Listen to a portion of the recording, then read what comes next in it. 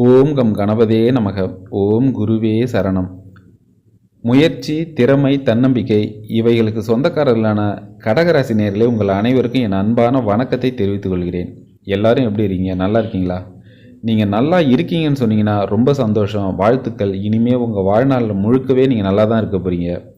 ஒருவேளை இல்லை, நீங்கள் கஷ்டத்தை தான் அனுபவிச்சுட்டு வரீங்கன்னு சொன்னீங்கன்னா அட்டகாசமாக இருக்க போகிறீங்க, சூப்பராக இருக்க போகிறீங்க, தூள் கிளப்ப போகிறீங்க, கலகலப்பாக இருக்க போகிறீங்க, மங்களகரமாக இருக்க போகிறீங்க, மகிழ்ச்சியாக இருக்க போகிறீங்க. இனிமேல் உங்கள் வாழ்க்கையில் மிகப்பெரிய மாற்றம் வரப்போகுது. எல்லாமே சக்ஸஸ் ஆக போகுது. உங்கள் வாழ்க்கையில் எல்லாமே சக்ஸஸ் ஆக போகுது. வாழ்க்கையில் மிகப்பெரிய உயரத்துக்கு போக போகிறீங்க. உங்கள் வாழ்க்கையில் இனிமேல் நீங்கள் பார்க்காத பணத்தையும் சேர்க்காத செல்வத்தையும் செல்வ செழிப்போடையும் எட்டி தொட முடியாத உயரத்தையும் தொட்டு அடுத்தடுத்த லெவலில் உங்கள் கௌரவம், அந்தஸ்து, புகழ்னு எல்லாத்துலேயுமே நீங்கள் மேலோங்கி இருக்க போகிறீங்க. அப்படி ஒரு மிகப்பெரிய அதிர்ஷ்டத்தை கொடுக்கக்கூடிய ஒரு குரு பயிற்சி தான் இந்த வருஷம் நடந்திருக்க குரு பயிற்சி. அத்தனை கடகராசிக்காரர்களுக்கும் அத்தனை தேவைகளையும் பூர்த்தி செய்யக்கூடிய ஒரு அருமையான குரு பயிற்சி. அதை பற்றி தான் இன்னைய பதிவில் நம்ம பார்க்க இருக்கிறோம். அதுக்கு முன்னால் நீங்கள் நம்ம சேனலை சப்ஸ்கிரைப் பண்ணலாம், மறக்காமல் சப்ஸ்கிரைப் பண்ணிக்கோங்க. பக்கத்தில் ஒரு பெல் சிம்பிள் வரும், அதையும் கிளிக் பண்ணிக்கிட்டு நம்ம வீடியோக்கும் லைக் ஒன்று கொடுத்துருங்க, சரிங்களா? அதாவது கச்சிதமாக திட்டம் தீட்டி கோடிகளை குவிக்கும் கடகராசி. அதாவது கச்சிதமாக திட்டம்னு வச்சிங்களா, பிளான் பண்ணி பண்ணணும். எதையுமே ஒரு விஷயத்தை பிளான் பண்ணி பண்ணோம்னா சக்ஸஸ்ங்க. அதாவது ஒரு பையன் ஒரு உதாரணத்துக்கு சொல்கிறேன், ஒரு பையன் என்ஜினியரிங் படித்தான். என்ஜினியரிங் படிக்கும்போது அவன் தமிழ் மீடியம், அவனால் சரியாக பாஸ் பண்ண முடியல. ஒரு 2 வருஷத்துக்கு அடுத்தது அவனோட அரியர்ஸ் எல்லாம் பார்த்தீங்கன்னா 25 பேப்பர் அரியர்ஸ்னால் ஃபெயிலான எக்ஸாம், ஓகேவா? 25 பேப்பர் அரியர்ஸ் வச்சுருந்தான். யாராவது நம்புவாங்களா அவன்லாம் போய் ஃபஸ்ட் கிளாஸில் வருவான்னு? இன்னும் 3 செமஸ்டர் தான் அவனுக்கு இருக்குது, சரிங்களா? 6th 7th 8th 3 செமஸ்டர் தான் இருக்குது. அதில் அந்தந்த செமஸ்டரில் வர எக்ஸாமையும் அவன் கிளியர் பண்ணணும், ப்ளஸ் இந்த 25 பேப்பர் வச்சுருக்கான் இல்லையா, இதையும் அவன் கிளியர் பண்ணணும். யாராவது முடியுமா? யாராலுமே முடியாது. அவன் என்ன பண்ணான், கரெக்டாக பிளான் பண்ணான். இந்த எக்ஸாமை நம்ம சொல்லி வச்சு நம்ம எப்படியாவது கிளியர் பண்ணுறோம். 25யும் எழுத போகிறது கிடையாது, சரியா? 25லையும் படிக்க போகிறது கிடையாது. ஏன்னா 25ம் படிக்க முடியாது. அது இல்லாமல் அந்த செமஸ்டருக்கு என்னென்ன எக்ஸாம் இருக்கோ அது வேறு இருக்குது. அதனால் ஒரு குறிப்பிட்டதோ பிரிச்சுக்கிட்டான். இதை மட்டும் இந்த செமஸ்டர் கிளியர் பண்ணுறோம், அடுத்த செமஸ்டரில் இது, அதுக்கு அடுத்த செமஸ்டரில் இதுன்னு போட்டு கரெக்டாக பிளான் பண்ணி எழுதுனா 8வது செமஸ்டரில் எல்லாத்தையும் கிளியர் பண்ணி ஃபஸ்ட் கிளாஸாக பாஸ் பண்ணிட்டு வந்தான். இதுதான் திட்டம் போட்டு ஜெயிக்கிறது, சரிங்களா? இந்த காலகட்டத்தில் உங்களுக்கு அருமையான வேலை கிடைக்கும், தொழில் வளர்ச்சி நல்லா கிடைக்கும். ஏன்னா 10ல் குரு இருக்கார். 10ல் குரு இருந்தால் தொழில் ஸ்தானம், வேலை, அதாவது உத்தியோகஸ்தானம், அதேமாரி முயற்சி ஸ்தானம். 10வது இடம் சரியாக இருந்தாவே நல்ல முறையில் தொழிலும் வேலையும் அமைஞ்சிட்டாவே நல்ல லாபம் கிடைக்கும். 11வது இடம் இந்த லாபஸ்தானம் சரியாயிடும். 11வது இடம் லாபம் நல்லா கிடைச்சாவே குடும்பஸ்தானமான 12வது இடம் அதுவும் சரியாயிடும், சரிங்களா? குடும்பஸ்தானம் 12வது இடம் நல்லா இருந்தாவே கலத்திரஸ்தானமான 7வது இடம் கணவன் மனைவி உறவு நல்லா இருக்கும். கணவன் மனைவி உறவு நல்லா இருந்தாவே 5வது இடமான புத்திர பாக்கியம் நல்லா இருக்கும், சரிங்களா? இது கடகராசிக்காரங்களுக்கு மிகப்பெரிய ஒரு அதிர்ஷ்டம், சரிங்களா? அதாவது நல்ல வேலை கிடைக்கும், தொழிலையும் நல்ல முறையில் உங்களுக்கு லாபம் கிடைக்கும். இப்போ நீங்கள் என்ன பண்ணணும்னா சேமிக்கணும், சரிங்களா? சேமிக்கணும். அதாவது உதாரணத்துக்கு கோயம்புத்தூரில் ஒரு நேயர் ஒருத்தர் இருந்தாங்க. ஆக்சுவலாக அவங்க வாட்ஸ்அப்பில் அவங்க ஜாதகத்தில் அனுப்பி வச்சாங்க. வேறு ஒரு காரணமாக அவங்க வீடு கிரகப்பிரவேசம் அந்த சம்மந்தமாக எனக்கு அனுப்பிச்சிருந்தாங்க. அவங்க என்கிட்ட சொன்னது என்னென்னா, அவங்க ஹஸ்பண்ட் பெங்களூரில் 30,000 ரூபா சம்பளம் வாங்குகிற ஒரு எலக்ட்ரிக்கல் இன்ஜினியர், சரிங்களா? டிப்ளமோ அவர் முடித்தது. அவர் இப்போ 30,000 சம்பளம், சரிங்களா? அதில் பிடித்தம் போக கைக்கு ஒரு 27,000 வரும். இதை வச்சு அவங்க வாடகை வீட்டிலிருந்து மாதம் சேமித்து ஒரு 3 வருஷம் சேமித்தாங்க. சேமிக்கும் போதே என்ன பண்ணியிருக்காங்கன்னா, அந்த லேடியோட திறமையை பாருங்கள். தங்கம் விலை குறையும் போது அந்த கோல்டு காயினை வாங்கி வச்சுக்கிது, தங்க விலை ஏறும்போது அதை போய் வித்துறது. எந்த உழைப்பும் கிடையாது, சரிங்களா? எல்லாமே ஸ்மார்ட் ஒர்க் தான், எல்லாம் மூளைக்கு மட்டும்தான் வேலை, சரிங்களா? தங்க விலை ஏறும்போது வித்துறது. இந்த மாதிரியே ஒரு 3 to 4 வருஷமே கூட வச்சுக்கலாம். வச்சு இது பண்ணிவிட்டு அதுக்கடுத்து அவங்க ஒரு வீடு வாங்குறாங்க. அதேமாரி போஸ்ட் ஆஃபீஸ் ஸ்கீம்லாம் ஒரு சில இருக்குது. அதுலேயும் ஒரு சில இதெல்லாம் அவங்க இது பண்ணுறாங்க, அதுலேயும் பணம் கட்டுறாங்க. அந்த சம்பளத்தை வச்சு தான் அவங்க பண்ணுறாங்க.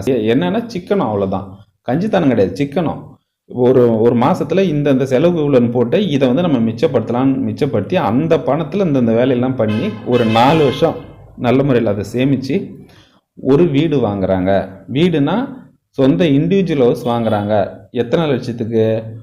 50 லட்சத்துக்கு இண்டிவிஜுவல் ஹவுஸ் வாங்குறாங்க பெங்களூரில். இது நடந்து வந்து கிட்டத்தட்ட ஒரு 6-7 வருஷத்துக்கு முன்னாலே, சரிங்களா, வாங்குறாங்க. அதுக்கடுத்து அவங்க என்ன வாங்குறாங்கன்னா 50 லட்சமும் அவங்க சேர்த்துல கிட்டத்தட்ட ஒரு 20 லட்சம் அளவு கொண்டு வந்துட்டாங்க. மீதி வந்து அவங்க ஜுவல்ஸ் எல்லாம் விற்றாங்க. அதுக்கடுத்து கொஞ்சம் லோன் போட்டாங்க. எல்லாத்தையும் போட்டு தான் வாங்கினாங்க. அதுக்கடுத்து வந்து ஒரு வருஷத்துலேயே எல்லாத்தையும் அடைச்சிட்டு அந்த சேமிப்பை வந்து அவங்க திரும்ப கண்டினியூ பண்ணிட்டு தான் இருந்தாங்க. கண்டினியூ பண்ணி என்ன பண்ணாங்கன்னா, ஒரு இடத்துல இந்த மாதிரி வீட்டு மனையை வாங்குறது, அது விலை அதிகமாகும்போது வித்துடுறது, சரிங்களா. அதுக்கடுத்து வேறு இடத்துல 2-3 மனையை வாங்கி போடுறது, அதுக்கு விலை அதிகமான நேரத்தில் வித்துடுறது. இந்த மாதிரி பண்ணி இன்றைக்கி அவங்களுடைய சொத்து மதிப்பே 10 கோடியை தாண்டி இருக்குது, சரிங்களா. எல்லாமே பிளான் பண்ணி சேமித்தது தான். எவ்வளோ பெரிய பணக்காரங்களாக இருக்கட்டும், சேமிப்பு கண்டிப்பாக வேணும். சேமிப்பு இருந்தீங்கன்னா உங்களை அடிச்சுக்க யாராலும் முடியாது. உங்களை அடிச்சுக்க எந்த கிரகத்தாலையும் முடியாது, சரிங்களா. அதாவது சனி பயிற்சி, குரு பயிற்சி, இல்லை வந்து எது கெட்ட நேரம் நல்லா எந்த கெட்ட நேரமும் உங்களுக்கு வராது, சரிங்களா. நீங்கள் தான் உங்களுக்கான நேரத்தை நிர்ணயிக்கிற ஆள் யாருன்னா அது நீங்கள் தான். சேமிப்பு மட்டும் ஒருத்தவங்க வீட்டில் இருந்ததுன்னா அவங்க வீட்டில் வறுமையே வராது. சேமிப்பு இருந்தாவே அந்த வீட்டில் பர்மனண்ட்டாக மகாலட்சுமி குடியிருக்க மாதிரி, சரிங்களா. ஒரு இடத்துல வந்து பணத்தை மதித்து அதை நீங்கள் சேமிச்சிங்கன்னா அந்த இடத்துல நிரந்தரமாக லட்சுமி குடி வந்துடுவாங்க. மகாலட்சுமி உங்கள் வீட்டில் நிரந்தரமாக குடி வந்துடுவாங்க. மகாலட்சுமி குடி வந்துட்டாவே அந்த வீட்டில் இருக்க தீய சக்தி போயிடும். பிரச்சனை எல்லாமே வீட்டை விட்டு வெளில ஓடிடும், சரிங்களா. அதுக்கடுத்தது அவங்களுடைய வாழ்க்கையில் எல்லாமே அதிகமாக பணம் சேர ஆரம்பிக்கும். அது கோடியாக மாறும். கோடின்றது 10 கோடி 20 கோடி அந்த அளவுக்கு மாறிடும், சரிங்களா. ஆகையால் இந்த குரு பயிற்சி உங்களுக்கு மிகப்பெரிய யோகத்தை கொடுக்குது. திட்டம் போட்டு நீங்கள் வந்து உங்கள் வாழ்க்கையை கோடீஸ்வரனாக மாறுவீங்க. மிகப்பெரிய கோடீஸ்வரனாக மாறுவீங்க. அதே மாதிரி ஏகப்பட்ட பேருக்கு என்ன ஒரு லட்சியம்னா, நம்ம போய் வெளிநாட்டில் வேலை பார்க்கணும்லாம் ஆசையாக இருக்கும். அப்படிப்பட்டவங்களுக்கு இது ஒரு அருமையான நேரம். வெளிநாடு வாய்ப்பும் உடனே கிடைக்கும். அதாவது ஒரு கடகராசி நேரம் என்ன பண்ணார், அவர் வந்து ஜாதகம் பார்க்க வந்தார். வந்துட்டு என்ன சொன்னார்னா, அதுமாரி வெளிநாடு போகணுன்னு நினைக்கிறேன், ஆனால் முடியலன்னா நான் சொன்னேன் ஃபஸ்ட்டு உங்களுக்கு வெளிநாடு எவ்வளோலாம் இருக்குங்கன்னு சொன்னேன். இல்லைங்க, அவர் வந்து இந்த கம்பெனிலாம் ஒன்றும் அந்தளவுக்கு எனக்கு வந்து அந்தளவுக்கு நல்ல பேர் கிடையாது. ஏன்னா எந்த ஒரு கம்பெனியில் இருந்தாலும் வெளிநாட்டுக்கு அனுப்புகிறாங்கன்னா அவங்களுக்கு வந்து ஒரு நல்ல பேர், நல்லா என்ன ஒரு டாப்பர், அந்த லெவல் நல்ல வேலை செய்கிறவங்கன்ட்டு அந்த ஒரு பேர் இருந்தால் தான் புதுசாக கண்டுபிடிக்கிறாங்க, புதுசாக ஐடியா கண்டுபிடிக்கிறாங்க. நல்ல டாப்பர் அந்த லெவலில் இருந்தால் தான் அனுப்புவாங்க, சரிங்களா. அப்படி ஒன்றும் கிடையாதுங்க. நானும் ஏதோ ஒரு 10ல் 11 இருக்கிறேன். எனக்குலாம் ஒன்றும் அந்தளவுக்கு நல்ல பேர் இல்லைங்க. எனக்கு ஒன்றும் அந்த ஆப்பர்ச்சுனிட்டிலாம் கொடுக்க மாட்டாங்கன்னு அவர் சொன்னார். ஆனால் உங்களுக்கு இருக்குங்க, நீங்கள் போங்க அப்படின்னு சொன்னார். அவர் என் மேலே நம்பிக்கையில் போயிட்டார். ஆனாலும் போயிட்டு ஒரு 15 நாள் கழித்து அவருக்கு அந்த யோகம் கிடச்சிது. அவரே வந்து ஃபோன் பண்ணி நீங்கள் சொன்னது ரொம்ப சர்ப்ரைஸாக இருக்குது, எனக்கு வந்து ஆப்பர்ச்சுனிட்டி கிடச்சிட்டுது அப்படின்னு சொல்லி ரொம்ப சந்தோஷப்பட்டார். ஆகையால் இந்த காலகட்டத்தை நீங்கள் நல்ல முறையில் பயன்படுத்திக்கணும். அதே மாதிரி நீங்கள் வந்து மந்திரத்தை மட்டும் டெய்லியும் ஒரு 3 முறை நீங்கள் காலையில் எழுந்ததும் பல் வலிட்டு குளிச்சுட்டு சாமி கும்பிட்டு வீட்டிலேயே கும்பிடுங்க. சாமி கும்பிட்டு உங்களால் முடிஞ்ச வரைக்கும் ஓம் சந்திராய நமக்குன்னு ஒரு 3 முறை சொல்லிட்டு போங்க. உங்கள் வாழ்க்கையில் மிகப்பெரிய மாற்றம் வரும். அதே மாதிரி நீங்கள் நினச்ச எல்லாமே உங்களுக்கு கூடி வரப்போது அந்த நம்பிக்கை முதல்ல வேணும், சரிங்களா. நீங்கள் உங்களால் முடியுன்ற நம்பிக்கை வேணும். சில பேர் வந்து நம்மளால முடியாதுன்னு ஏகப்பட்ட பேருக்கு, அவங்க அத்தனை பேரும் ஏழையாகவே தான் இருப்பாங்க, சரிங்களா. இப்போ நீங்கள் வந்து சென்னைக்கு போகிறீங்க, உங்கள் ஊர்லேருந்து நீங்கள் சென்னைக்கு போகிறீங்கன்ற அந்த ஒரு கூர்மையான அந்த எண்ணம் இருக்கிறதால தானே நீங்கள் பஸ் ஏறி கரெக்டாக போகிறீங்க. எங்கே போகிறீங்கன்னா சென்னைக்கு போகிறீங்க. அந்த மாதிரி நீங்கள் கோடீஸ்வரனாக மாறணுன்ற அந்த எண்ணம் உங்களை விட்டு போகவே கூடாது.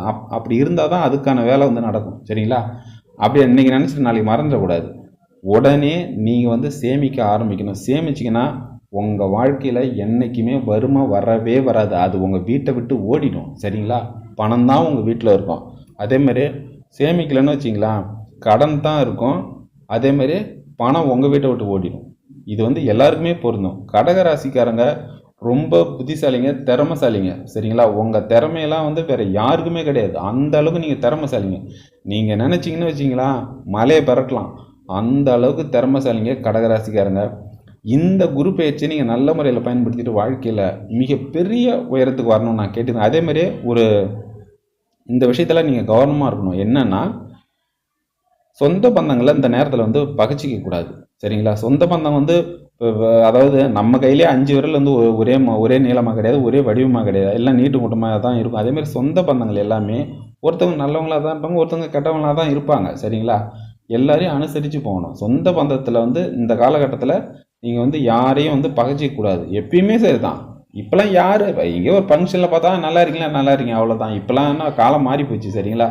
யாரையும் பகைச்சிக்காதீங்க. அதே மாதிரி வேலையில் கவனமாக இருக்கணும். இந்த காலகட்டத்தில் சனி பகவான் 8வது இடத்துல இருக்கார், அஷ்டம சனி. நீங்கள் வேலையில் நல்லா செஞ்சீங்கன்னா உங்களுக்கான உயர்வை கொடுப்பாரு. சரிங்களா? ப்ரமோஷன் கிடைக்கும், இன்க்ரிமெண்ட் கிடைக்கும். இப்போ அதாவது கன்ஃபார்மாக கிடைக்கும். சரிங்களா? எந்த சந்தேகமும் கிடையாது. அதே மாதிரி இந்த மாதிரி வேலையை வந்து தவறாக யூஸ் பண்ணுறது, இந்த டிராஃபிக் போலீஸு, அதுக்கடுத்து வந்து VAO office, RTO office, tahsildar office, இந்த இடத்தெல்லாம் வந்து லஞ்சம் வந்து கண்ட மணிக்கு லஞ்சம் வாங்குறாங்க பாருங்கள். அவங்களாம் இப்போ வந்து பிடிபடுவாங்க, வேலையே போயிடும். அந்த அளவுக்கு வந்து 8ல் இருக்க சனி பகவான் அந்த அளவுக்கு பண்ணுவார். அதனால் வேலையில் சரியாக நீங்கள் வேலையை செய்யுங்க. வேலையில் வந்து என்றைக்குமே வந்து நீங்கள் எந்த வேலையை ஒத்துக்கிட்டு என்ன ப்ராமிஸ் பண்ணிட்டு போய் நீங்கள் ஒத்துக்கிட்டு போகிறீங்களோ அந்த வேலையை மனசாட்சிக்கு விரோதமாக பண்ணாதீங்க. அதேமாதிரி அரசியல்வாதிகளாக இருந்தால் மக்களை வந்து துன்புறுத்தக்கூடாது, லஞ்சம் வாங்கக்கூடாது, மக்களை வந்து மக்களோட நிலத்தை வந்து அபகரிக்கக்கூடாது, கோயில் நிலத்தை அபகரிக்கக்கூடாது. இந்த மாதிரி வேலைலாம் பண்ணால் இக்காலகட்டத்தில் அவங்க பிடிபடுவாங்க. ஏகப்பட்ட விஓஎஸ், எனக்கு தெரிஞ்ச எத்தனையோ விஓஎஸ் வந்து இந்த மாதிரி 8ல் சனி இருக்கும்போது, 7ரை சனி நடக்கும்போது இதெல்லாம் ஏகப்பட்ட விஓ வந்து அவங்களுடைய வேலையை இழந்திருக்காங்க. அதை வந்து நான் கண்ணால் பார்த்துருக்குறேன். சரிங்களா? அவங்களுக்கு வந்து 8ல் வந்து சனி, அப்புறம் 7ரை சனி இதெல்லாம் நடக்கும்போது அவங்களுக்கு இந்த மாதிரி வேலை இழப்புலாம் நடந்திருக்கு. இந்த காலகட்டத்தில் லஞ்சம் வாங்காதீங்க, எப்பயுமே வாங்கக்கூடாது. பாவம் மக்களை வந்து அலைகழிக்கக்கூடாது, லஞ்சம் வாங்கக்கூடாது. எல்லாம் விவசாயிங்க மக்கள் தான். இந்த தாசில்தார் ஆஃபீஸுக்கு வர்றவங்களாம் விவசாயிங்க.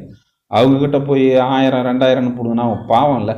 அந்த காசுலாம் அவங்க உழைச்சி எடுக்கிறதுக்கு எவ்வளோ கஷ்டப்பட்டுருப்பாங்க. விவசாயத்துலேருந்து ஒரு ரூபா வருதுன்னு வச்சிங்களேன், ஒரு 100 ரூபா வருதுன்னா அதுக்கு பின்னால் ஏகப்பட்ட உழைப்பு இருக்குது. அதெல்லாம் ரொம்ப என்ன சொல்கிறது, அவ்வளோ வியர்வை இருக்குது அதுக்கு பின்னால். அதை போய் லஞ்சமாக வாங்கி அது நல்லாவே இருக்க முடியாது. ஆகையால் நல்ல முறையில் வந்து உங்கள் கடமையை செய்யுங்க. அதுக்கான அங்கீகாரம் உங்களுக்கு கிடைக்கும். சரிங்களா? அதுக்கான அங்கீகாரம் கிடைக்கும். அதுதான் உங்கள் வாழ்க்கையில் எல்லாமே வளர்ச்சியை கொண்டு வரும். மிகப்பெரிய இப்போ ஒருத்தர் என்ன நினைப்பாருன்னா, நம்ம லஞ்சத்தை வாங்கி பெரிய ஆளாக எல்லாம் நினைக்கலாம். அதேமாரி அவர் வாங்கி நினைக்கிறான்னு வச்சுக்கோங்க, அவர் உடம்பு சரியில்லாமல் அவர் வாங்கின எல்லா லஞ்ச பணமும் ஒரே இதில் அழிஞ்சு போயிடும். எப்படின்னா அவர் மருத்துவமனையில் போய் சேர்ந்தாருன்னு வச்சிங்களேன், அவர் இத்தனை காலம் வாங்கின லஞ்ச பணம் எல்லாமே அந்த மருத்துவ செலவிலே போயிடும். அது வந்து சரியான முறையில் வந்ததுன்னா அது வந்து உங்கள் வீட்டில் தங்கும். அது உங்கள் வீட்டோட வளர்ச்சிக்கு உதவும். உங்கள் பல தலைமுறைகளுக்கு அது வந்து மிக சப்போர்ட்டிவாக இருக்கும். அதே மாதிரி அது தவறான வழியில் வந்துன்னா அது வந்து கஷ்டத்தை தான் தரும். சரிங்களா? அதே தான் எல்லாருமே சொல்லுவான், வேலையில் கரெக்டாக இருங்க, உங்களுக்கான அங்கீகாரம் கிடைக்கும். அதே மாதிரி வேலையை நீங்கள் தப்பாக யூஸ் பண்ணிங்கன்னா இந்த காலகட்டத்தில் அந்த வேலையை போகிறதுக்கான வாய்ப்பு அதிகம். அதே மாதிரி ஹெல்த் ரொம்ப முக்கியம். ஹெல்த்தை வந்து பார்த்துக்கோங்க. ஹெல்த்து தான் முக்கியம். எல்லாத்த விட நான் வந்து ஃபஸ்ட்டு எதை சொல்லுவேன்னா ஹெல்த்து தான் முக்கியம். சரிங்களா? அதாவது கோடிக்கணக்கில் பணத்தை வச்சுக்கின்னு பெரிய பெரிய மாளிகையெல்லாம் கட்டி வச்சுட்டு படுக்கையில் ஒருத்தர் இருந்தாருன்னு வச்சுக்க, அதனால ஏதாவது யூஸுங்களா சொல்லுங்கள்? ஹெல்த் இருந்தால் தான் எல்லாத்தையும் அனுபவிக்க முடியும். ஹெல்த்து தான் ஃபஸ்ட்டு. நோயற்ற வாழ்வே குறைவற்ற செல்வம். ஒருத்தவங்க நல்ல ஹெல்த்தியாக இருக்கான்னு வச்சுக்கோங்க, அவன் தான் பணக்காரன் நான் சொல்லுவான். சரிங்களா? ஹெல்த் ரொம்ப முக்கியம். வேலைக்கு சாப்பிடுங்க, நல்லா தூங்குங்க, தண்ணி அதிகமாக குடிக்கணும். சரிங்களா? அதாவது இப்போ வந்து லாபம் கிடைக்கிது, நல்ல வேலையில் நான் ரொம்ப பிஸியாக இருக்குன்னு சொல்லிட்டு சரியாக சாப்பிட்றது கிடையாது, தண்ணி குடிக்கிறது கிடையாது, தூங்குறது கிடையாது, ஹெல்த்து போயிடும். ஹெல்த்து போயிடுச்சுன்னா நம்ம எப்போ பணத்தை சேமிச்சாலும் அது ஒரு நாலு இதில் வந்து ஹாஸ்பிட்டல்லாம் இப்போ இருக்கிற ஹாஸ்பிட்டல்லாம் பெரிய பெரிய ஐடி கம்பெனி லெவலில் கட்டி வச்சுருக்குறாங்க. சரியா? எதுக்குன்னா நம்மகிட்டேருந்து பணம் கொடுக்குது. ஹாஸ்பிட்டலுக்கு போய் உயிரோட வந்தால் தான் ஆச்சு, அந்தமாரி ஆயிடுச்சு இப்போலாம். சரிங்களா? ஹாஸ்பிட்டலில் போய் உயிரோட வந்தால் தான் என்னென்னத்தை எடுத்து விட்றாங்கன்னு தெரியல. அப்படிலாம் ஹாஸ்பிட்டலோட கண்டிஷன்லாம் ரொம்ப வியாபார ரீதியில் ரொம்ப மோசம். இப்போ அதெல்லாம் ஏகப்பட்ட விஷயம் எனக்கு தெரியும். அதெல்லாம் நான் சொல்ல விரும்பல. இந்த காலகட்டத்தில் நீங்கள் நல்ல முறையில் உங்களுக்கு இந்த குரு பயிற்சி நல்லா இருக்குது, இதை நல்ல முறையில் பயன்படுத்திக்கிட்டு வாழ்க்கையில் மிகப்பெரிய ஆள் ஆகணும்னு நான் கேட்டுக்கிறேன். இந்த வீடியோ உங்களுக்கு பிடிச்சதுன்னா மறக்காமல் லைக் பண்ணுங்கள், நம்ம சேனலை சப்ஸ்கிரைப் பண்ணுங்கள், மறக்காமல் பெல் பட்டனையும் கிளிக் பண்ணிக்கோங்க. நன்றி, வணக்கம். வாழ்க வளமுடன். All the best.